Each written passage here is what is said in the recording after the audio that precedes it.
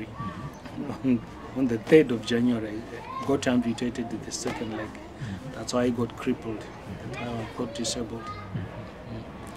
Then from there, I'm staying by myself.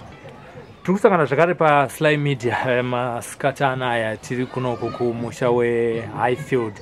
Tina baba vatina panapa kuno ku Western Triangle vatoda kuti tinzwe kuti dambudziko ravari kusangana naro nechikumbiro chavainacho ku ruzhinji rweZimbabwe nderwei. Asi tisati tapinda pakunzwa zvavari kukumbira kuruzhinji rweZimbabwe, regai tizivane. Makadii baba? Tiripo makasimba ini? Tiripo. Ndiri kutaurawo nani? Ini ndonzi Penny Farai Chetse.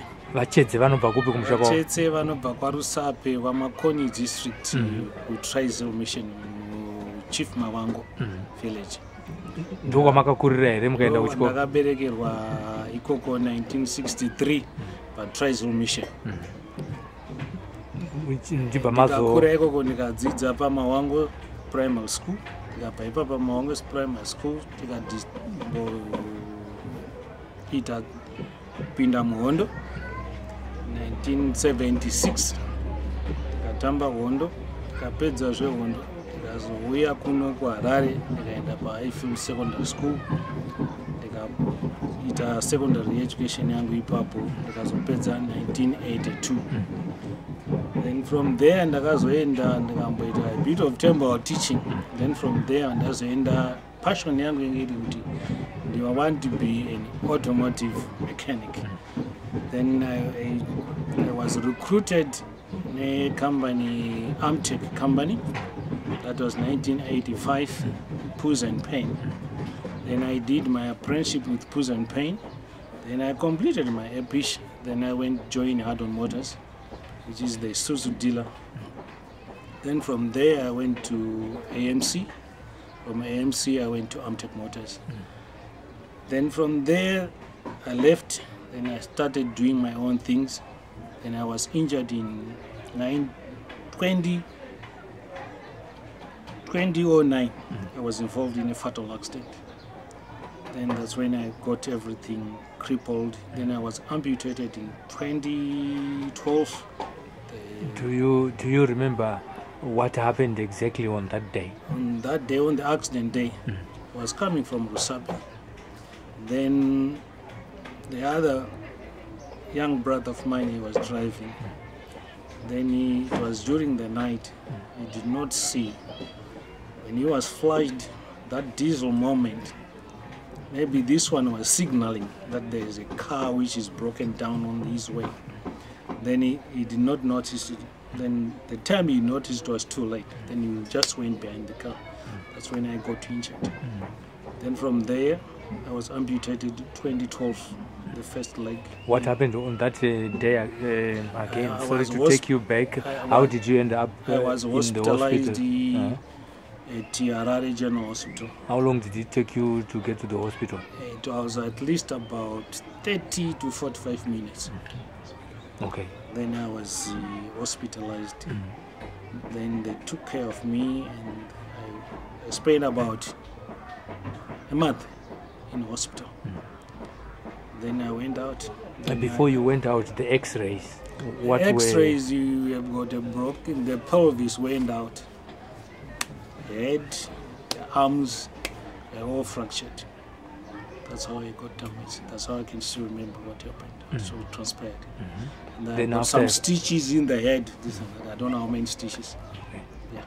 Then when you went out of the hospital after a month? Then I gained my health status. Then I started to resume my day-to-day business. Then from there, picked up this other injury because my veins were damaged. I didn't know that, and the doctors did not even pick that my veins would be damaged. Then my leg became sore. You have got this, it was started swelling. Then by so doing, they called it, I developed a gangrenous disease. It is a thermodymosis. Yeah. if I'm not mistaken. Okay. Then that's the swelling of the leg. Then that one, the blood wasn't circulating now.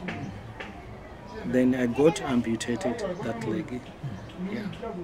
Then the first one, which was the right leg, in May. Then the second one, that was in January. On the 3rd of January, I got amputated the second leg.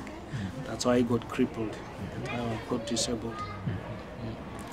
Then from there, I'm staying by myself. Then I felt being deserted by the relatives, family members, and so forth.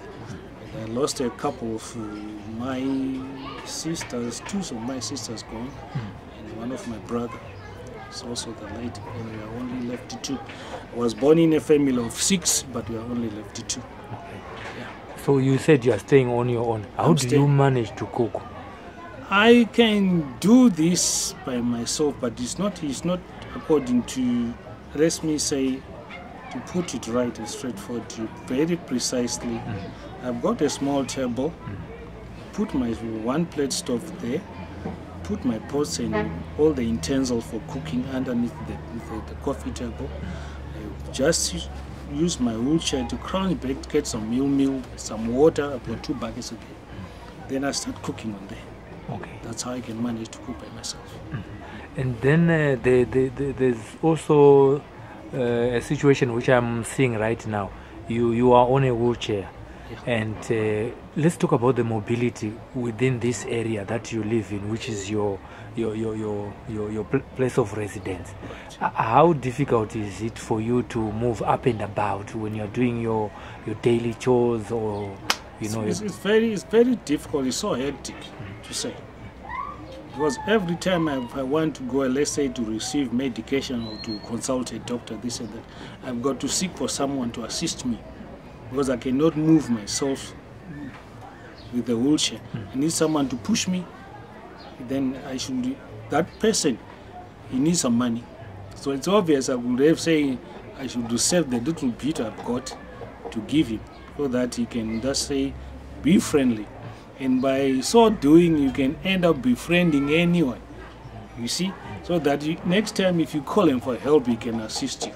But which is very difficult in normal life, because you end up befriending anyone who doesn't even appreciate him to be befriended to. Yeah, who doesn't have even your own standards of living this and that. But with the way I am, I cannot help it. Yeah. Let's talk about you going in and out of the toilet.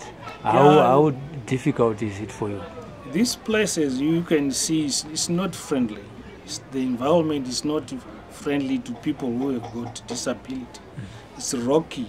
You see, I can see myself in trouble. I can take about 10 minutes or 5 minutes to be quick, let's say 5 minutes. But the wheelchair doesn't last long, because these things, the bearings and so forth, they need maintenance. They can collapse at any given time.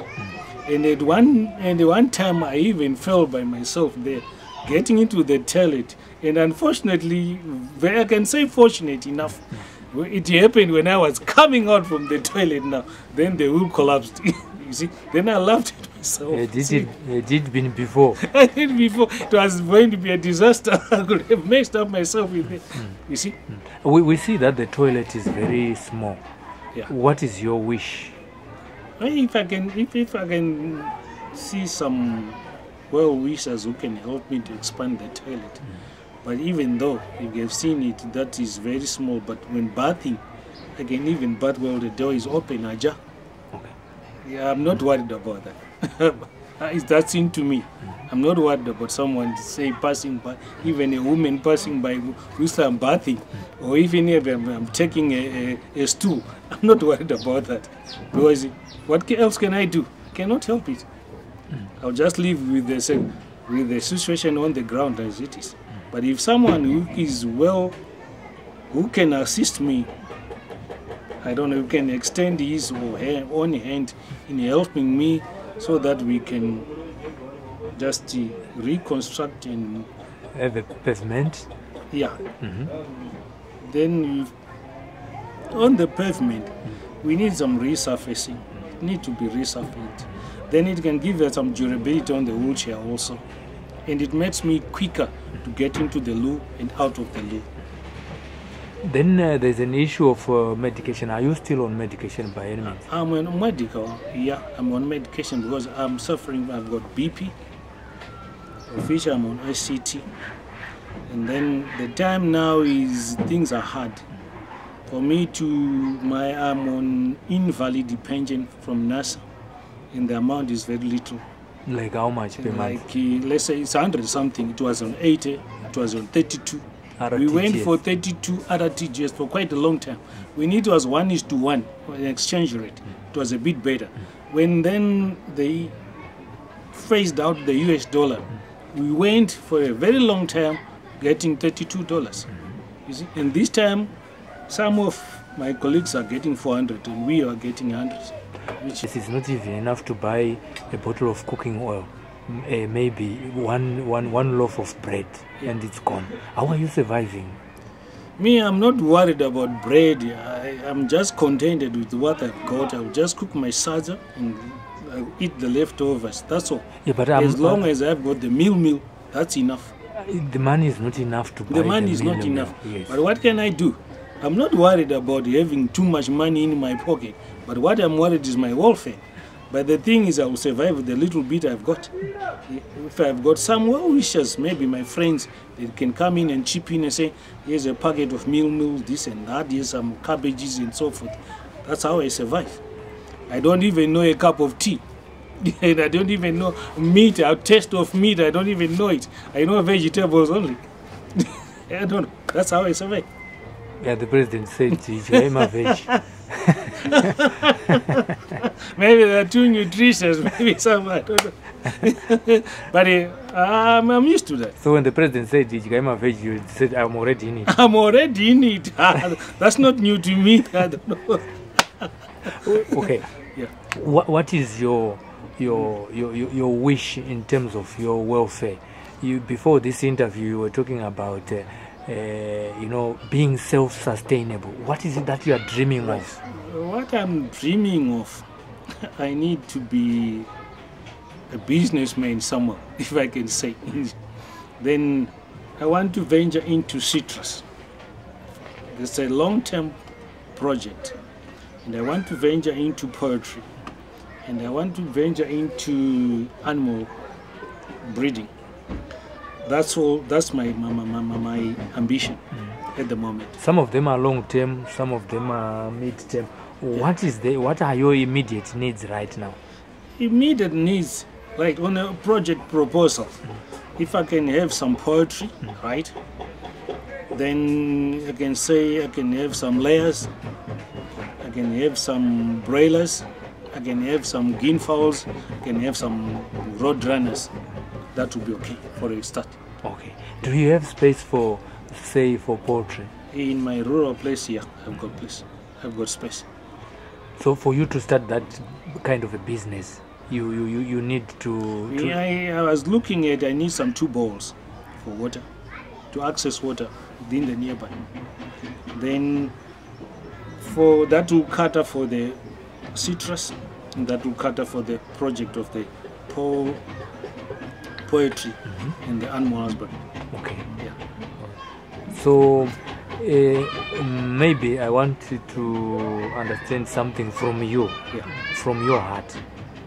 You were working for a reputable company. Yeah. You are qualified. Did you ever dream that one day you'll be in a wheelchair? I never dreamt of that. It would be very precisely. I never dreamt of that. I never dreamt of that. This is just it took me by storm. And there's nothing there is nothing I can do about this. Your words of wisdom to anybody who is able-bodied today, who was like you before this happened to you, what would you want to say to them, including myself? I want to say, people, let's put our life to heaven, to the Lord Father. Our future depends with the Lord. If you say tomorrow you are going to do this, you never know what's awaiting for you on the next day. But then you should just take it as it comes. Live the day you live and take it as it is. That's what I can say to all those people who are living. The doctors, when they told you that they were going to amputate your first leg, what came to your mind? Nothing. Don't tell me. Nothing. I was very strong. I thanks the Heaven God. You said, He made me "Let it bold be." and strong. I just told them, I just signed, simple, amputate it. You That- soldier on. That was the first one. And Yeah, then when that's it the came first to the second one, I said, I cannot even help it. I said, Heaven knows I'm your son. Do whatever you wish. I'm your son. You are the one who brought me on this earth, and I came with nothing, and I'll go with nothing. That was my prayer. do you have any children? I've got two children. The What are their first born names? is Tatenda, and the second born is Natasha. Are they able to help you in any way? Natasha, she's still at school. I can say that's part of my family. Both are my family kids here. Okay. So here we see you have your little plantation. Yeah. Is it the genesis of the citrus ambition that you have? Maybe that's the beginning, but we can diversify from citrus. We can diversify and see whatever project we need something to bear fruits. If these ones will bear fruits, then we can diversify, like I was saying, to poetry, cattle breeding, and garden. So I see. Your toilet and where your garden tape is far away from from the plantation. How do you manage? I just crunch. Just put some water in my 5-liter container. Just drop it forward, push my wheelchair, drop it forward until I get to the horrendous point where I want to water my trees, my plants. That's what I do. You eat my veg. Yeah. Who does the gardening for you? I will do it myself. I'll find someone to plant the inner part of it, the outer part of it, I do it myself. Then I'll do my mulching by myself. And you water it yourself? I water it by myself. But you still have the challenge of the pathway to, I your, still to your have garden. got the challenge of the pathway, but I've got to do it slowly but sure. Slowly but sure. The last thing that I would want to know in terms of mobility and the community, that includes myself. Yeah. How do people see you or facilitate you when you go to town, especially talking about public transport and areas that you try to access when you go to town? Right. People, like I can say, people in Zimbabwe, they don't actually respect or honor crippled people, disabled people. They don't mind about crippled people in Zimbabwe, especially in Zimbabwe. When I went out in South Africa, they do care. They do mind about crippled people and disabled people and the elder people.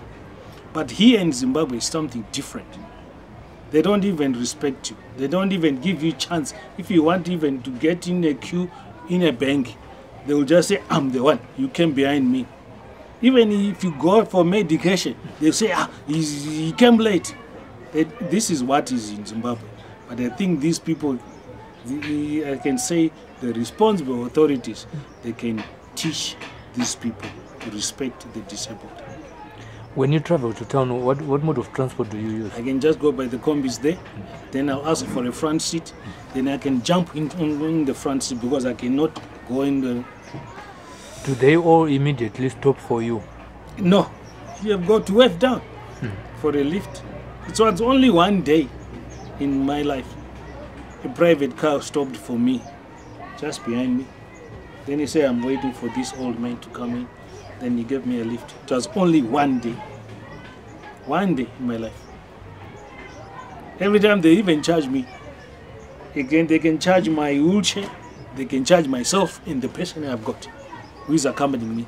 Taking it from the RTGS that you get from the pension fund. You see? You appeal to the government I know I've never appealed to the government. right now. we have a listening president. Right. What do you want to say to him concerning the situation that we have, and speaking on behalf of others who may have been We facing can the same appeal challenges? to the president. He's excellent. I can say you can keep on extending your hand to the unfortunate, to the disabled, to the crippled, to the elderly, not myself only, but to the elderly also, to the widowed, to the orphaned. I can say to the president, can you extend your hand to those people? This is all I can say. Thank you so much for granting us this interview on Sly Media. Thanks a lot. You're welcome. Thank you.